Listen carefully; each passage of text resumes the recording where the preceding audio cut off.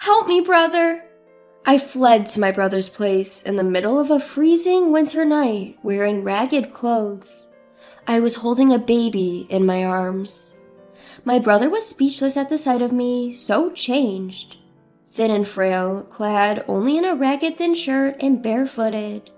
What on earth happened? He quickly brought me into the house and warmed up the room. The baby, wrapped in my jacket, was sound asleep, but I couldn't stop shivering. Who did this to my precious little sister? My brother muttered through clenched teeth. Lily, it's going to be okay now. Upon hearing my brother's gentle voice, I felt a wave of relief, as if all the strength had drained from my body. My name is Lily. I'm a 27-year-old homemaker with a young son. I was a nurse, but married Terry, who proposed to me.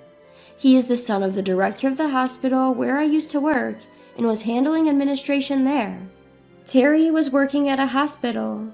I was attracted to his kindness and his efficient work style. I have a brother who is 5 years older than me. The only family at my parents' home are my brother and my grandparents.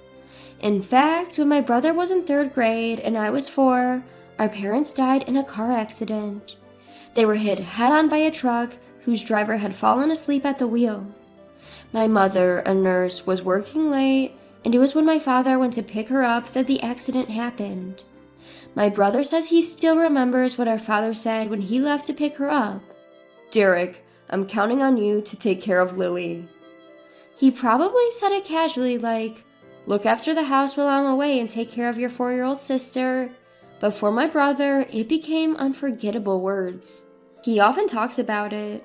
I have never had a fight with my brother. After all, from when we were little to now that we are grown up, he has always tried his best to protect me. He's like a superhero to me. After our parents' accident, it seemed that my brother and I would be sent to separate foster homes, but our paternal grandparents, with whom we had not interacted much until then, came to take us in. When I first met our grandfather, he had white hair and a long bushy beard.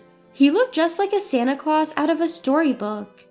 Seeing Derek, he muttered, "You're the spitting image of your father," and I believe I saw tears in his eyes. Our grandmother was a kind woman who hugged me tightly and sobbed, "Poor child."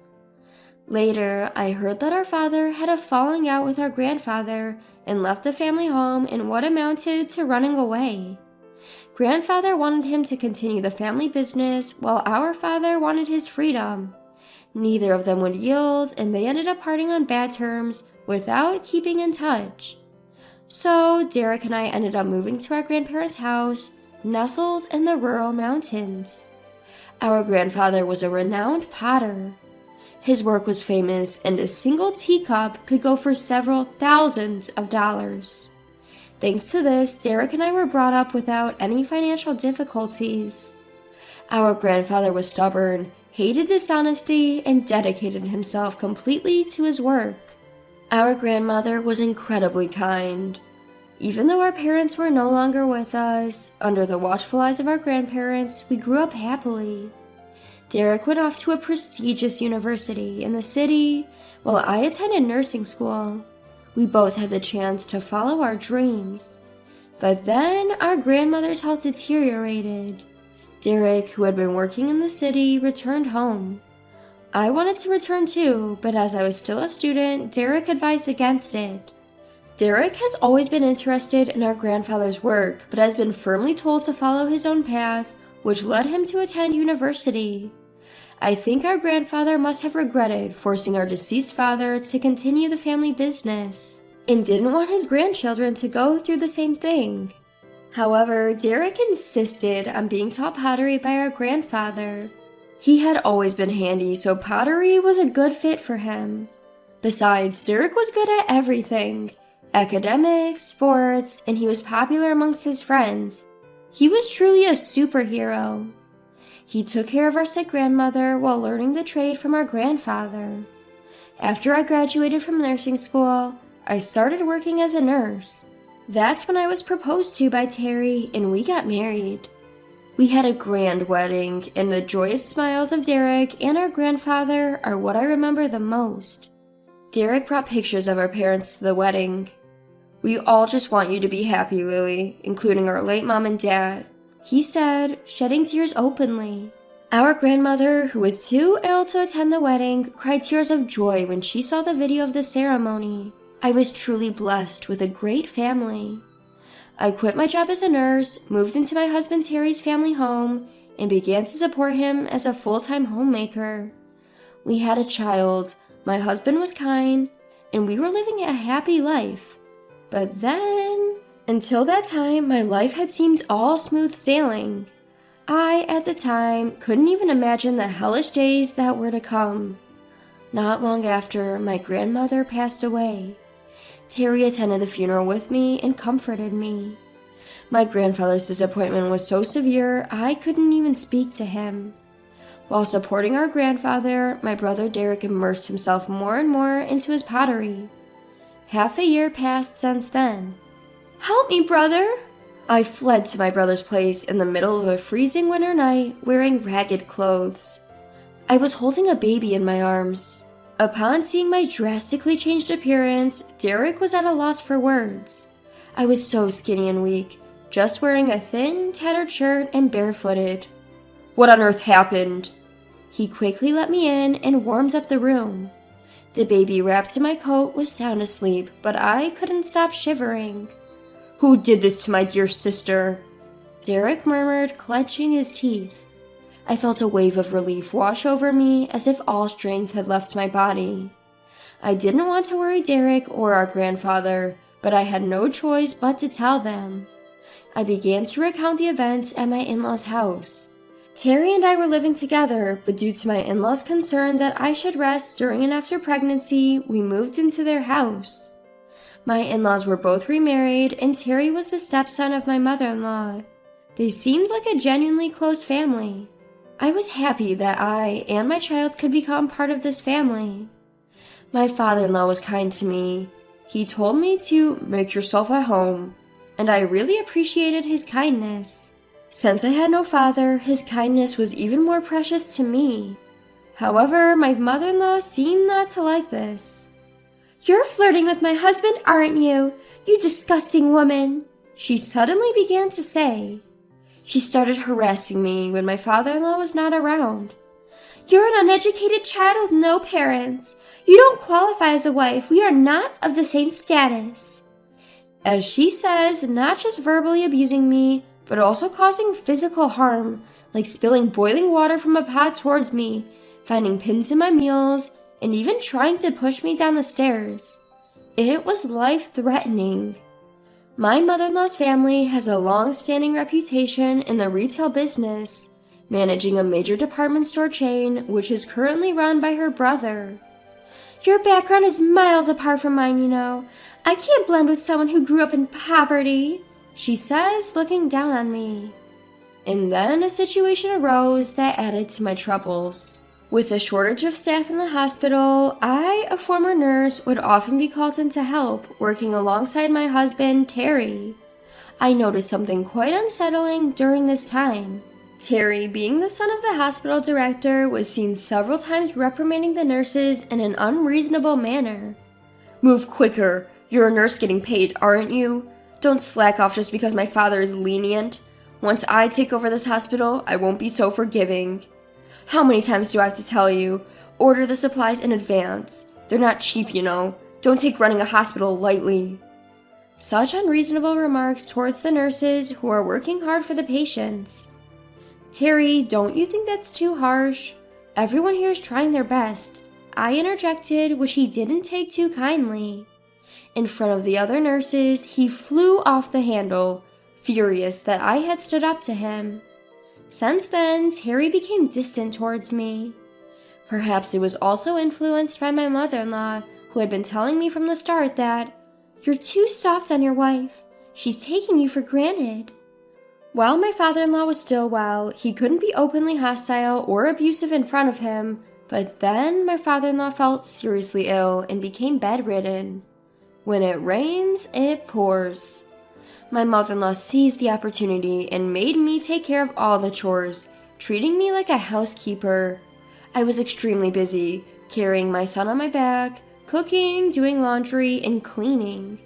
Even in front of my father-in-law, my mother-in-law began to mistreat me, but my weakened father-in-law was unable to stop her. "Please don't speak to Lily that way," he would say, to which she would retort, "Here you go again, defending that woman, and you can't even do anything with your frail body. Oh, how I wish you were gone," and she would spew venom at my sick father-in-law. I endured it for the sake of my son and father-in-law. The harassment escalated. "Housekeepers don't eat with the family. Eat the leftovers later."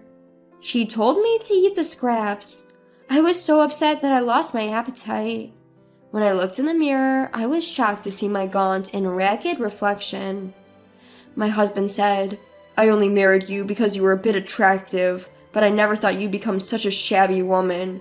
I'm too embarrassed to be seen with you," and told me to move from our bedroom to the storeroom. How cruel can people be? My husband and mother-in-law began to verbally abuse even my son. "Of course he's not smart. Look at who his mother is," my mother-in-law would say. "His constant crying is annoying. Make him stop right now," my husband would demand. It felt as if something inside me had snapped. I had made up my mind to run away. My only concern was my father-in-law. If I didn't take care of him, he would be in trouble. However, my father-in-law said, "Don't worry about me, Lily. You should escape to your brother's place." He pulled out several $100 bills from under his pillow and pressed them into my hand. I decided to flee on the spot in the clothes I was wearing. I wrapped my son in my coat to keep him from getting cold. In a hurry, I rushed outside, hailed a taxi with the money my father-in-law had given me, and headed to my grandfather's house. I poured out the whole story to my grandfather and my brother, Derek, all at once. Derek, making a furious face I had never seen before, was shaking his clenched fist. Derek reassured me, saying, "You've had it tough, haven't you? It's okay now, relax." I burst into tears. My grandfather also muttered, "I can't forgive this." A few days later, I left my son with my grandfather and decided to return to my in-laws' house with Derek to collect my belongings. I had left in a hurry without a word, so I thought it would cause trouble if there was any fuss. When we returned to my in-laws' house, my husband muttered with a cold gaze, "You finally returned, huh?" Derek calmly replied, "My sister seems very distressed, so we'll be taking care of her for a while. We came today to collect some of her personal belongings." Then my husband retorted, "I married her, so if she doesn't come back, there will be no one to do the chores. That's a big problem for me." My mother-in-law, looking down on Derek, said, "I heard you do pottery. It must be a poor life, isn't it? Even if you take care of my daughter-in-law, it's going to be tough for you, right? Please send her back. It's a problem for us, too." Derek clenched his fist tightly. I could see that he was desperately trying to suppress his anger. When we asked to take back our belongings, we were directed to a storage room in the corner of the hallway that served as my room. In the corner of the cramped room, where cardboard boxes and old appliances were carelessly placed, there were a few changes of clothes for me and my son. There were no heating appliances, just a thin blanket on a thin mattress. Derek was at a loss for words, seeing the harsh conditions I was living under. When he glared at my mother-in-law, saying, "Is this where you shoved my dear sister and her child?" she retorted, "She should be grateful just to have a room. She's just a housekeeper after all." I wanted to get out of this house as soon as possible, but I was worried about my father-in-law and wanted to see him. My father-in-law, happy to see me again, quietly handed me something. My father-in-law apologized to Derek for not being able to protect me. For several days after that, we made preparations. And then, along with my grandfather and Derek, I headed for my in-laws' house. I was determined to fight for my son. I couldn't keep running away forever. When I arrived home, I handed my husband the divorce papers. He was taken aback for a moment, but then declared he wouldn't pay alimony or child support since I was choosing to leave. I played a recording I had of his mother, my mother-in-law, belittling me and him shouting at me. "This is evidence of the abuse I suffered," I informed them. Both my husband and my mother-in-law looked shocked, asking, "When did you even record this?" It turns out my father-in-law had secretly recorded everything to help me. He had discreetly passed the recording to me when I had gone to collect my things a few days before. My brother, Derek, said I could get a divorce since my husband was at fault. Derek had actually graduated from law school and had passed the bar exam. While assisting our grandfather with his pottery work, he had been actively practicing law to help those in need in our local community. Now he promised to fight for me wholeheartedly. My wheelchair-bound father-in-law showed up and handed the divorce papers to my mother-in-law. He had also recorded all the verbal abuse he had endured and was now ready to divorce as well. Now he can get a divorce himself as well. He preferred living in a care facility over living with my mother-in-law. Upon hearing this, my mother-in-law burst into laughter. "I'll gladly divorce you. I'll return to my brother's house and go back to my luxurious life," she said.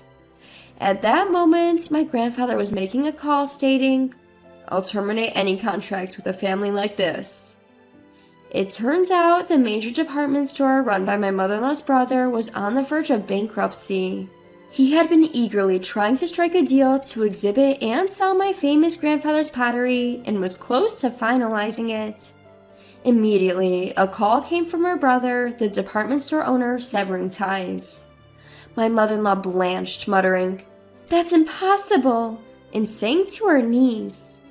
She finally seemed to understand her situation and started to beg. "Please forgive me. I was out of line.